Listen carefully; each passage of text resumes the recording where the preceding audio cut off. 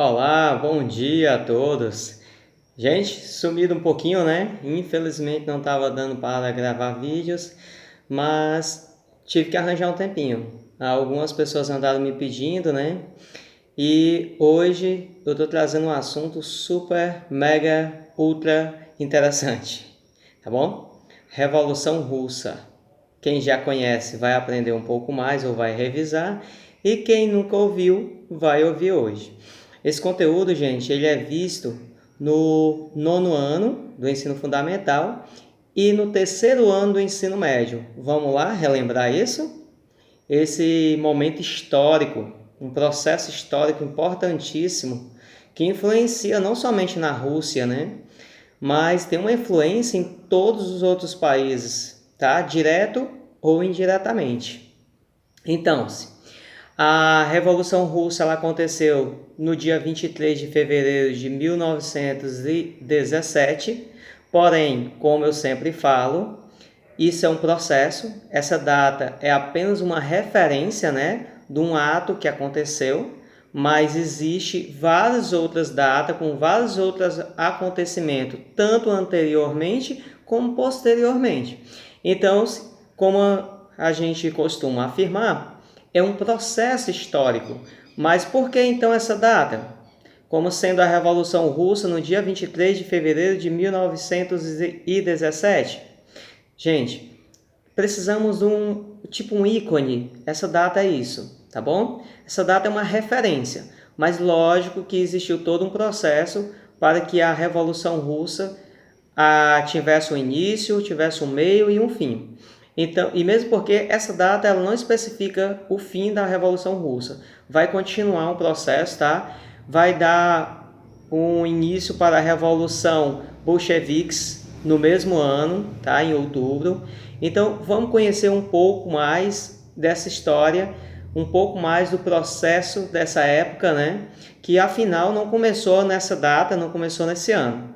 Olha só, para a gente entender a Revolução Russa, a gente vai voltar séculos antes, tá certo? Do século XVII. Século XVII inicia-se na Rússia um sistema, tá? Que não é um reinado nem é uma democracia, mas é conhecido como czarismo. São uma família se sucedendo no poder com um chefe maior comandando o país, que é o czar, tá certo? Inclusive, gente, teve czar mulher. Olha que legal, aí para o movimento feminista. Teve uma czar que era mulher, tá bom, gente? Inclusive, ela não era casada. Então, vamos dar sequência? Vamos lá. A Rússia czarista, ela era absolutista. O que isso significa? Significa que o czar tinha poder total sobre o seu país, tá certo? E era mantido através dessa autoridade do czar alguns privilégios para ele, principalmente, e também para o clero ortodoxo, que era a Igreja Católica aí, né, na Rússia, e também para os nobres.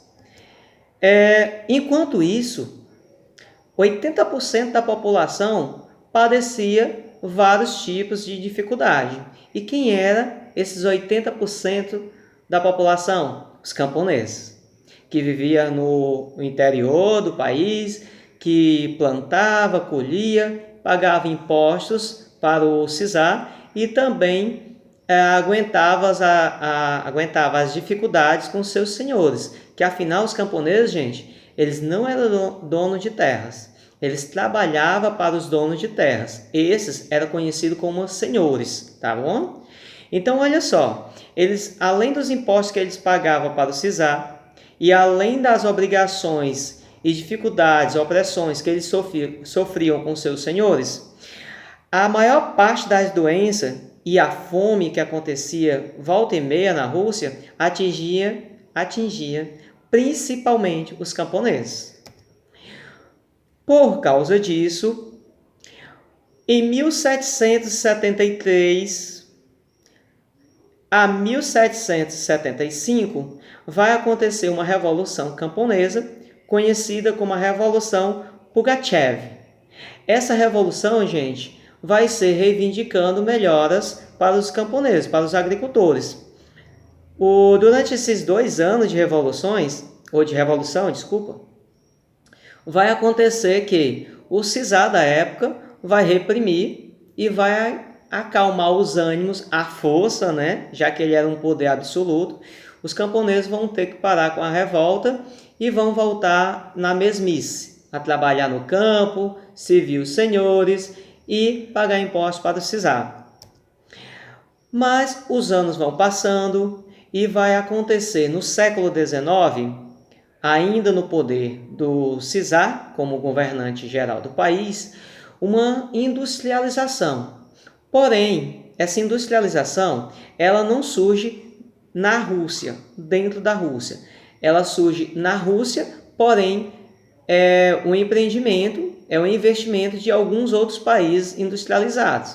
A Rússia, nesse período, como era 80% da população agrícola, então eles não tinham condição de desenvolver-se para a indústria sozinho. Por isso, o czar aceitou a ajuda estrangeira, né, de alguns países industrializados, aí como a Inglaterra, a França, a Bélgica, para proceder com as indústrias dentro do país.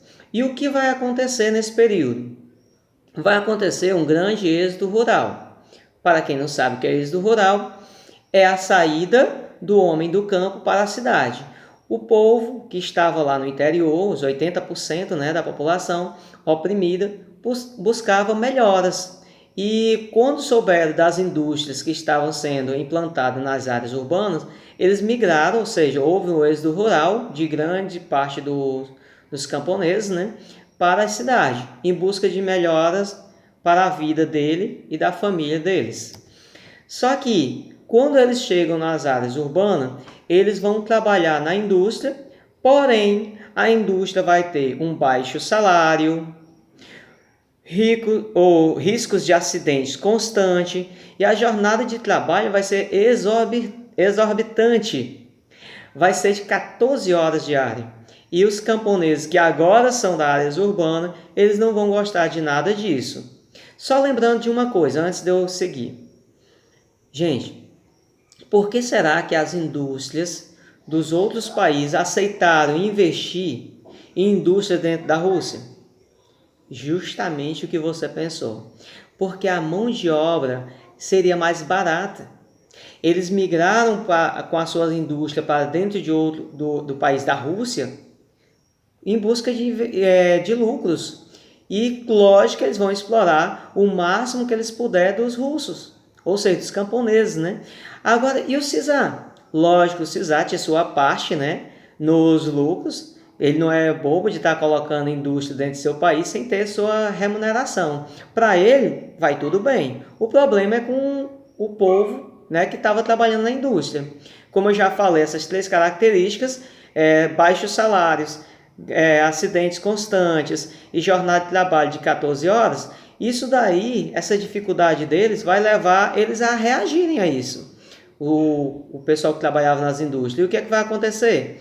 Eles vão fazer passeata pela cidade, eles vão fazer greve, e o czar, lógico que vai interferir, vai reprimir essas greves, essas passeatas, e vai acalmar de novo os ânimos com a força, né, do seu exército. Então, o povo vai ficar insatisfeito, porém, vai ter que voltar a trabalhar nas indústrias, submeter as regras, as leis industriais e principalmente do czar, né, que comandava toda a Rússia, absoluto, né, era o supremo, a sua autoridade, ele é um governo geral e absoluto. Mas o povo, ele pode até se calar, mas se calar diante do czar, né, mas eles continuavam entre si, se propagando aí a insatisfação. E aí, a parte intelectual vai trazer da Alemanha a ideia socialista de 2 socialistas lá da Alemanha, que era Karl Marx e Engels. O que dizia o Karl Marx e Engels? Ele dizia que existia, ou existe ainda, né? Alguns ainda pregam a mesma filosofia de Karl Marx, que existe uma luta de classe do camponês contra os seus senhores, contra os superiores. E eles incentivavam, através das obras que eles escreveram, o Capital, por exemplo, que é um livro de Karl Marx, e também o Acordo Comunista, no caso que Karl Marx fez, né? Ele incentivava os camponeses a se revoltar, sim. Então, essa ideia chegou na Rússia e, aderida por Lenin e por alguns outros, vai fazer um movimento, tá? E um dos movimentos deles vai ser criar um partido, que é justamente o Partido Operário Social Democrata Russo. Esse partido ele vai buscar, com certeza, benefícios para o operariado e, consequentemente, o czar não vai gostar nada disso. E aí ele vai reprimir, tá? Ele vai perseguir o partido, vai desmanchar todinho esse partido, vai exilar o Lenin, que é um dos principais representantes do partido, Trotsky, que também estava junto com Lenin, vai ser exilado para fora do país, né, da Rússia, e o czar vai seguir comandando todo o proletariado, né, comandando aí com, vou dizer assim, mão de ferro. Os camponeses vão ter que continuar submetendo-se à autoridade do czar, o pessoal da indústria também, né? O czar vai tomar suas decisões e entre elas, na sequência dos anos que vão se sucedendo, vai acontecer uma guerra que o czar vai promover contra o Japão em disputa de uma área no nordeste da China, que é conhecido como Manchúria. Nessa guerra contra o Japão, a Rússia vai perder, ou seja, o exército do czar vai perder. E a Rússia, em sua grande parte, os camponeses, vão padecer uma fome terrível, além de muitos que morreram nessa guerra do Japão contra o exército do czar. Só lembrando que muitos soldados do czar vinham também das áreas rurais, né?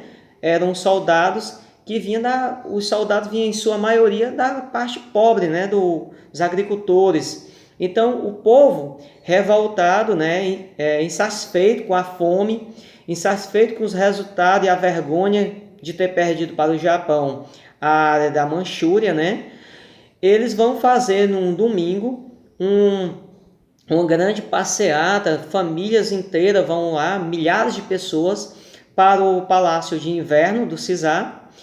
E em mãos eles vão levar um baixa assinado pedindo ao czar que ouvisse suas falas, ouvisse seus pedidos e melhorasse a situação deles, já que eles padeciam fome, muita dificuldade. Só que tem um detalhe, gente. O czar, com sua autoridade, sua arrogância, né? Vou dizer assim, ele nem sequer quis ouvir a população. Os milhares que estavam lá em frente do Palácio de Inverno, e inclusive era inverno nessa época, em meio a tanta neve, né? O povo lá na frente do castelo, do Palácio do czar, simplesmente o czar toma uma decisão. Manda que seus soldados fuzilem quem estiver na frente daquele movimento, sem nem ao menos ver a carta, o baixo-assinado, né, deles. Muitas pessoas morrem nesse dia, nesse domingo, e milhares ficam feridas, e esse dia vai ficar conhecido como um Domingo Sangrento. Vai ser um pontapé para muitas revoltas no país, muitas greves, o povo vai se revoltar, e uma das revoltas mais famosas desse período, gente, vai ser a Revolta dos Marinheiros. Revolta dos Marinheiros do Encouraçado de Potemkin, que é justamente um navio que os marinheiros estavam insatisfeitos também, porque eles padeciam fome trabalhando para o czar, padeciam muitos castigos, tá, no governo czarista, e eles aproveitaram o acontecido do Domingo Sangrento, junto com outras revoltas, também fizeram sua revolta.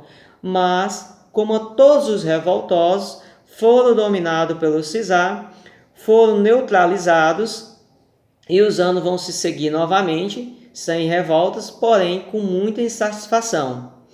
E as insatisfações do povo russo, gente, vai aumentar quando o czar entra com o seu exército na guerra, na Primeira Guerra Mundial, conhecida como a Grande Guerra, em 1914.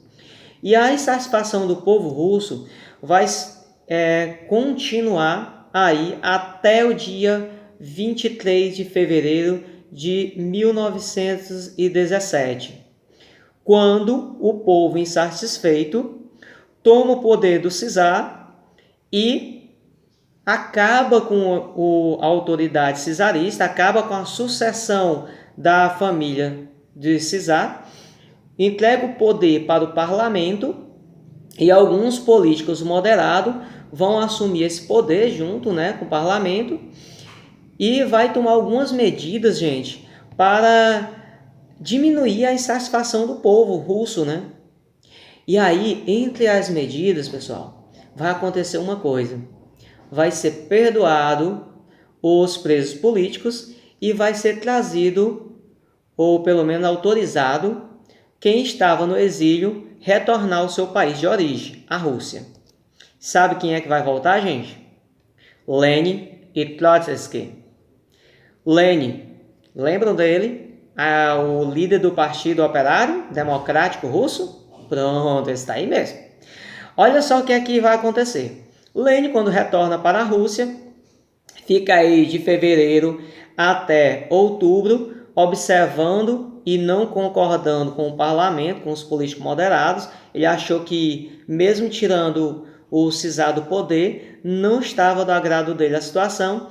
Faz um novo movimento que vai ser conhecido como Revolução Bolcheviques. A palavra bolcheviques quer dizer maioria em russo, tá certo?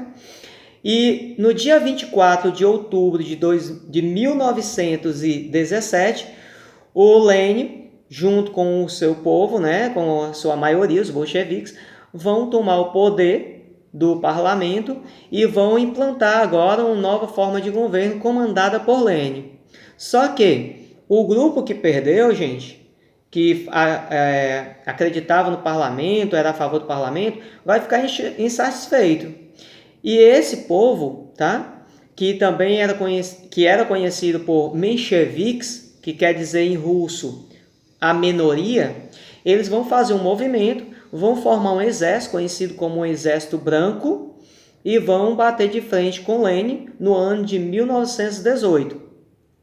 Lenin, com o seu aliado, né, o Trotsky, vão formar um exército, que é o Exército Vermelho, tá? Aí a gente já faz uma ligação com os dias atuais. A Rússia hoje, a bandeira é vermelha, os símbolos dela é vermelho, né? Simbolizando o comunismo, que vem aí dos bolcheviques, tá bom, gente? Lá do tempo do Lenin, tá certo? E aí, a partir de 1918, Exército Vermelho, bolcheviques, Exército Branco, mencheviques, vai travar-se uma guerra dentro da Rússia. Isso vai ser chamado como guerra civil, já que é dentro do próprio país e entre a sua própria população, então é uma guerra civil. Vai se estender do ano de 1918 até 1921. Vai terminar com os bolcheviques, com a liderança de Lenin, vencendo. Vai se manter no poder o Lenin, né? E ele vai criar uma nova forma de política econômica, porque o país se encontrava arrasado depois desses 3 anos de guerra civil. Ele vai criar a NEP, Nova Política Econômica. Apesar dele ter ideias socialistas, mas para recuperar o seu país, a Rússia, ele vai implantar ideias capitalistas, tá? Como pequenas empresas privadas, que no socialismo não é permitido, mas no capitalismo é. Então ele vai implementar ideias socialistas junto com ideias capitalistas. E vai dar certo essa ideia de Lenin. O país vai começar a se recuperar de 1921, do final da Guerra Civil, até 1924. O país da Rússia vai se recuperar em parte, né? mas os anos vão melhorando, porém, em 1924, acontece uma coisa terrível para a Rússia, para o partido lá, para o movimento bolcheviques, que vai ser justamente a morte de Lenin por AVC, acidente vascular cerebral, né?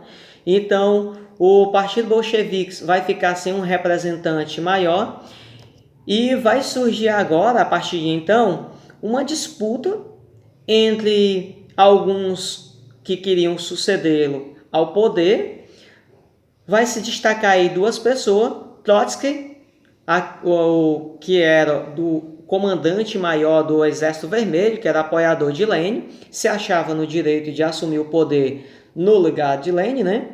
E um outro cara muito conhecido, Stalin, que era era secretário do Partido Comunista, né? Ele se achava no direito de assumir como secretário maior, né?